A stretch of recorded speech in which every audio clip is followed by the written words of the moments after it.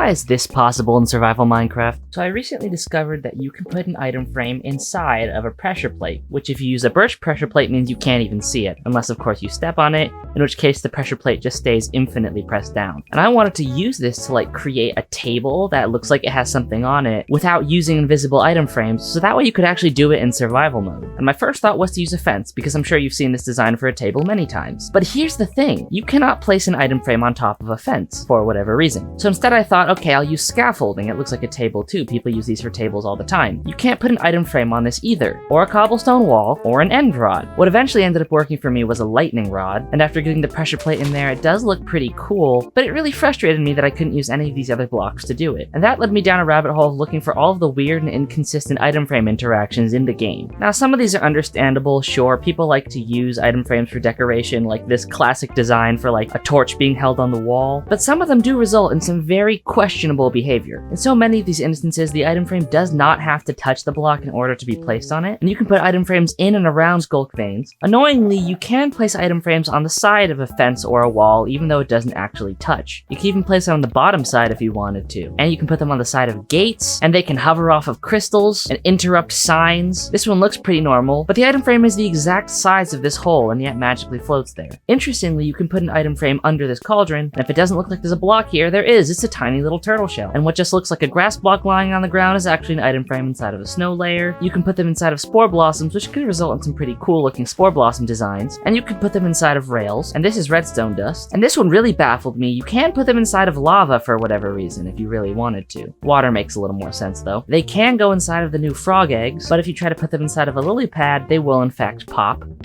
And really strangely, they can go inside of snow layers, and honey blocks, and soul sand, and on every single side of powdered snow, and annoyingly inside of the top face of a scaffolding, despite the whole thing at the beginning of the video being that I couldn't place them on top of scaffolding. To clarify, this is on the underside of the glass block, and it doesn't care about the fact that the scaffolding is there. And you cannot place them on chorus fruits, even though they should be able to stick on, and you cannot place them on snow layers or on powdered snow, despite them being full blocks. And with these snow layers, you can put one on this one, but not on this one, even though they both intersect with the item frame, and you cannot place them on top of or inside carpets in any way. While you can normally place them on top of a pressure plate, and you can place them underneath a scaffolding, you absolutely cannot place them underneath an overhanging scaffolding. This was definitely not worth the time, but I needed to get my frustration out somehow. Over here are some other things I learned while experimenting. So if you didn't know, connected walls look like this, and you can place certain blocks on top of them to make the little pillar appear again. And unfortunately, one of those blocks happens to be a sign, for whatever reason. Even though when you normally put stuff on a wall, it doesn't do that. Also, you can place an item frame in this situation,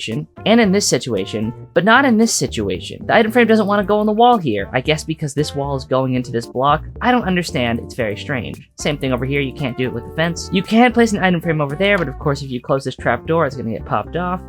And weirdly enough, you can place a dirt path under an item frame, but you cannot place it under a sign or under this amethyst bud, even though none of them should be trampling the block. You can, however, place them on top of this overhang scaffolding, even though over here it wouldn't allow an item frame to be placed in it. Also, you can put powdered snow on top of the dirt path and it's not bothered at all. If you're wondering what this cauldron on top of a bunch of snow is, it's the smallest prison you can possibly make in Minecraft. If I use this to teleport inside, you can see that the little legs stop me from walking out, which is pretty silly. Don't worry about any of this command block stuff, by the way, it's just something else that I'm working on right now. I think I'm done complaining about the inconsistencies about item frames. I just needed to share my madness with someone. The last thing I'll show you is this contraption that turns one slime ball into two slimes and one frog, which may seem pretty simple, but it quickly gets out of hand and it's very hilarious. Let's see how long it takes for my computer to absolutely explode.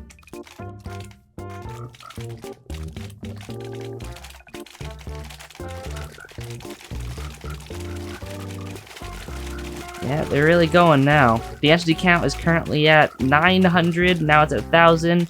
It just gets faster and faster from here. Oh yeah, my computer's really not liking this. How far can I go though before it explodes? I don't really want to find out. I'm gonna use my kill switch snowball to end this.